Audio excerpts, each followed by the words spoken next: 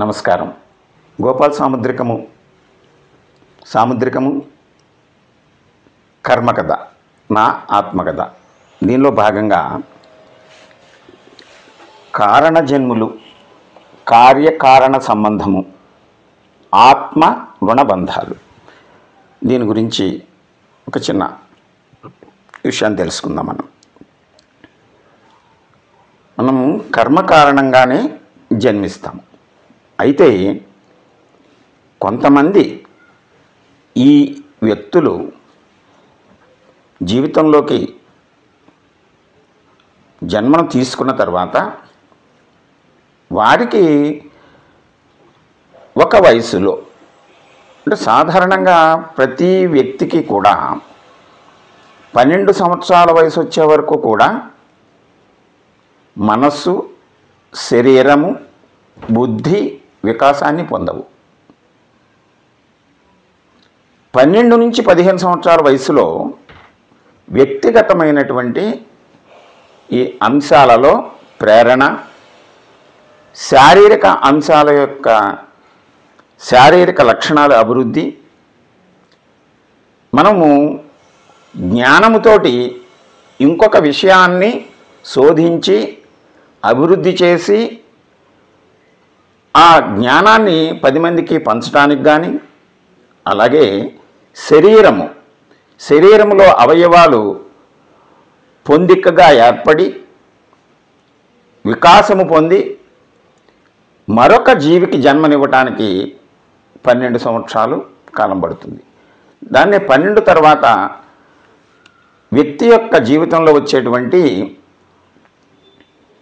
ఈ అభివృద్ధినే మెచ్యూరిటీ అంటాము. అది మానసికమైనటువంటి అభివృద్ధి, శారీరకమైనటువంటి అభివృద్ధి. వీటితోటే మనం మన యొక్క దైనందిన జీవితంలో ఉండేటువంటి కర్మలను ఆచరిస్తూ ఉంటాం. ఇది ఇక్కడ కారణ జన్ములు అంటే ఏదైనా ఒక విషయం గురించి ప్రకృతికి వారు పొందినటువంటి జ్ఞానాన్ని కానీ, వారు పొందినటువంటి సంపదను కానీ, వారు పొందినటువంటి అనుభవాన్ని కానీ ఈ విశ్వంలో ఉండేటువంటి మానవులందరికీ పంచటానికి, తద్వారా మానవాళిలో ఉత్తేజాన్ని, మార్పుని, సామరస్య భావాల్ని పెంపొందించడానికి అనువుగా వారి జీవితము, వారి జీవన విధానము ఏర్పడి వాటిని అభివృద్ధి చేయటానికి, 10 మందికి పంచడానికి, వారి జీవితాన్ని అంకితం చేసేటువంటి వ్యక్తులు ఎవరైతే ఉంటారో వారిని కారణజన్ములు అంటాం. అంటే ఈ కారణజన్ములు వారికి 12 లేదా ఏదో ఒక వయసులో వారిలో ఉండేటువంటి ప్రారబ్ధ రుణ కారణంగా, ప్రారబ్ధ వాసనల కారణంగా వారిలో ఉండేటువంటి ఆ శక్తి వారికి తెలియచేయబడి అప్పటి నుండి వారి జీవన మార్గాన్ని మార్చుకునేటువంటి మహానుభావులు ఒక ధర్మాన్ని ఆచరించడానికి కానీ, ఒక కర్మగతమైనటువంటి అంశాలని విశదీకరించడానికి కానీ, తమ యొక్క శక్తిని పంచడానికి కానీ ఏర్పడినటువంటి వారు ఈ రమణ మహర్షులు వారు, వివేకానందుడు వారు, శారదాదేవి, శంకరాచార్యుల వారు, గౌతమ బుద్ధుడు, ఇలాగ మనం చాలామందిని మనం పేర్కొనవచ్చు. వారి యొక్క జీవిత విశేషాలను మనం గమనించినప్పుడు వారు ఆ విధంగా జీవితాన్ని గడపటానికి కావలసినటువంటి శక్తి, సామర్థ్య, సంపదలు తమ జీవితాల్లో అంటే ప్రారబ్ధపూర్వక వాసనల రూపంగా బయటికి వస్తాయి. రమణ మహర్షుల వారు 12వ సంవత్సరం వయసులో, అప్పటికి 7వ తరగతి చదువుతూ, హఠాత్తుగా వారి యొక్క కుటుంబాన్ని, విద్యాభ్యాసాన్ని అన్నిటినీ విడిచిపెట్టి అరుణాచలం చేరుకున్నారు. అక్కడ ఒక 12 సంవత్సరాలు మౌనంలో ఉండిపోయారు. ఆ తదుపరి కావ్యకంఠ గణపతి ముని వారు, నాయన గారు అక్కడికి చేరటం, వారి సహచర్యము, అప్పటి నుంచి రమణ మహర్షుల వారి యొక్క ఈ భావజాలాన్ని ఆయన వ్యక్తీకరించటం, అంతవరకు మౌనంగా ఉండి మన సనాతన ధర్మంలో ఉన్నటువంటి వేదాంగాలన్నిటినీ కూడా అవపోసన పట్టినట్లు వారు మాట్లాడటం, నేను ఎవరు తెలుసుకో, నువ్వెవరో తెలుసుకో, మన ఉపనిషత్తుల్లోనూ వేదాల్లో నువ్వు చెప్పినటువంటి అంశాన్ని తెలుసుకో అని వారు అత్యద్భుతమైనటువంటి ఒక అంశాన్ని మన ముందు ఉంచారు. అంటే అది సాధన వలన కానీ, లేకపోతే అప్పటికప్పుడు ఆయన ఎవరి దగ్గరైనా నేర్చుకోవటం కానీ ఏమీ జరగలేదు. అంటే వాళ్ళు జన్మతః ప్రారబ్ధ వాసనల కారణంగా ఈ సమాజానికి, ఈ మానవాళికి ఒక సందేశాన్ని వ్యక్తీకరించాలనేటువంటి ఆ కారణం ఉండటం వలన వారు కారణ జన్ములయ్యారు. ఆయన అరుణాచలం చేరిన తర్వాత జీవిత చర్మాంకం వరకు కూడా ఏ రకమైనటువంటి వేరే చోటకి వెళ్ళటం కానీ, ఎవరి దగ్గర నుంచి ఏమి తీసుకోవటం కానీ, కొత్త రుణబంధాలను ఏర్పరచుకోవటం కానీ ఏమీ జరగలేదు. ఎక్కడికి వెళ్ళలేదు. ప్రపంచమే ఆయన వైపు చూసేలాగా వారి యొక్క ఆత్మగతమైనటువంటి బోధనలు అవి విశ్వవ్యాప్తమైనవి.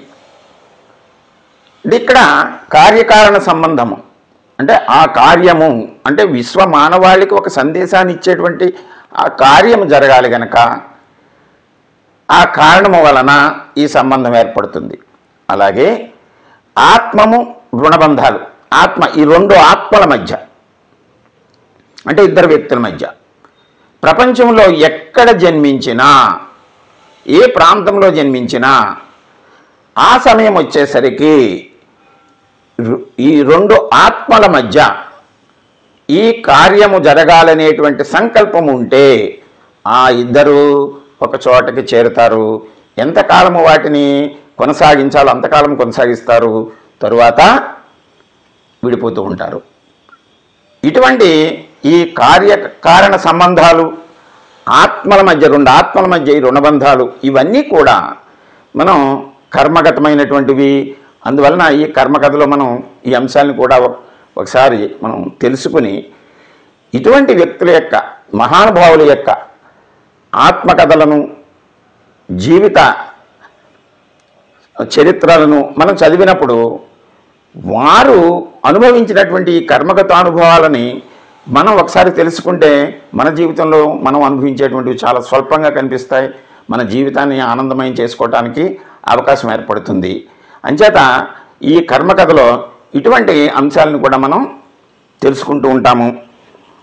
వీటిలో మనం తెలుసుకున్నటువంటి ఈ స్వామి వివేకానంద,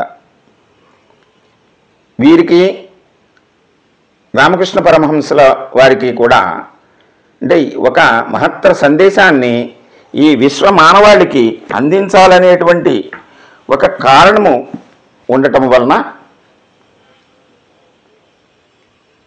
వీరిద్దరి మధ్య ఆ బంధాలు ఏర్పడి ఒక మహత్కార్యాన్ని మానవాళికి అందివ్వటానికి. అలాగే శారదామాత, రామకృష్ణ పరమహంసల వారికి శారదామాతకి ఈ వివాహ బంధం వలన ఒకటైన అది ఇద్దరు కూడా బ్రహ్మచర్యాన్ని అనుభవిస్తూ వివాహ బంధంలో కొనసాగుతూ మానవాళికి అత్యంత అద్భుతమైనటువంటి సందేశాలని వారి జీవితంలో మనకి వెల్లడి చేశారు. అలాగే రమణ మహర్షులు అలంకరణ కానీ, ఆస్తిపాస్తులను కానీ, శరీరానికి ఆచ్ఛాదన కానీ దేన్ని కోరకుండా ఒక్క జీవించాలి కనుక మనం గాలి, నీరు, స్వల్పమైన ఆహారము తప్ప దేన్ని కూడా ఇతరుల నుంచి ఆశించకుండా జీవిత పర్యంతము కూడా రుణబంధాలను ఏర్పరచుకోకుండా ఆత్మగతమైనటువంటి అంశాలను మానవాళికి అందించి వీరి జీవితాన్ని భగవదైక్యం పొంది సాక్షాత్తు భగవత్ స్వరూపులుగా మారినటువంటి వీరు కారణజన్ములు. పరమహంస యోగానంద వీరు తమ ఆత్మకథను ఈ దీంట్లో పేర్కొనడం జరిగింది. అనేకమైనటువంటి విషయాలను మానవాళికి అందించడం జరిగింది. అలాగే వైవాహిక జీవితంలోకి అడుగుపెట్టి కూడా మానవాళి పొందుతున్నటువంటి ఈ ఆవేదనలకి విముక్తి మార్గాన్ని బోధించినటువంటి మహానుభావుడు గౌతమ బుద్ధుడు. ఇటువంటి వ్యక్తుల యొక్క చరిత్రలను మనం తెలుసుకున్నప్పుడు మనం కర్మలను ఎలా అనుభవించాలి, వాటి నుంచి మనం ఏ విధంగా రుణ విముక్తులు కావాలి అనేటువంటి అంశాలని మనం తెలుసుకోవడానికి అవకాశం ఏర్పడుతుంది. ఇది సుదీర్ఘమైనటువంటి ఒక కథ. దీంట్లో కొన్ని పార్ట్లు కొంచెం మీకు వివరించాలనేటువంటి ఉద్దేశంతో చేస్తున్న ప్రయత్నం ఇది. నమస్కారం, మరల కలుద్దాం.